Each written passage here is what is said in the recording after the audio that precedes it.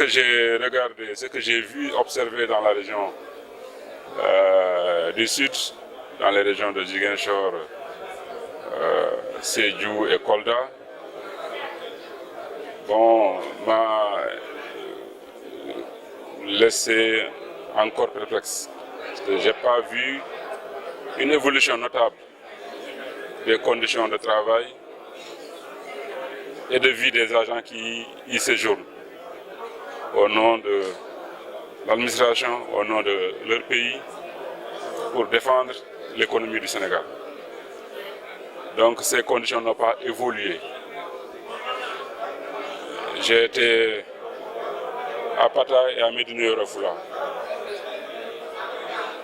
J'ai retrouvé les mêmes conditions que j'avais trouvées quand j'étais stagiaire, quand j'étais inspecteur et stagiaire. Parce que ces postes ont tout le temps été considérés comme des postes pénitentiaires, où les agents qui sont affectés ne travaillent pas, ou n'ont pas les moyens de travailler.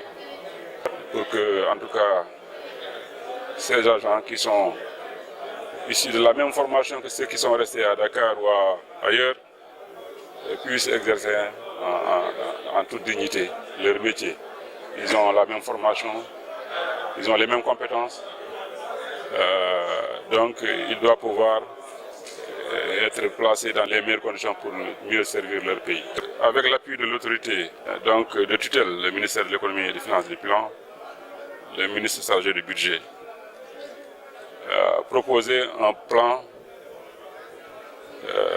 Marshall, je vais l'appeler comme ça, de modernisation et d'équipement de ces unités. Modernisation, il faut qu'on leur mette dans des conditions de travail et de séjour dignes de leur rang, mais qu'ils soient également équipés à moyen de pouvoir faire leur travail correctement, mais également en modernisant ces équipements par la généralisation des procédures informatisées à tous les niveaux où les douanes sont présentes à la frontière pour contrôler les marchandises et les personnes. Voilà, donc ce plan Marshall sera repris bientôt sur le plan stratégique que nous allons soumettre à l'autorité 2018-2022. Nous sommes sur la voie de régler ce problème. Poser la question à la compagnie sucrière, depuis que nous sommes là, nous avons pris des mesures hardies pour juguler la fraude sur le sucre. Je pense que si vous demandez à la compagnie sucrière de vous donner l'évolution de ces derniers chiffres, ils vous confirmeront que l'action que la nouvelle direction des douanes est en train d'imprimer au service de surveillance commence à porter ses fruits. Ce n'est pas un combat facile parce que nous sommes un pays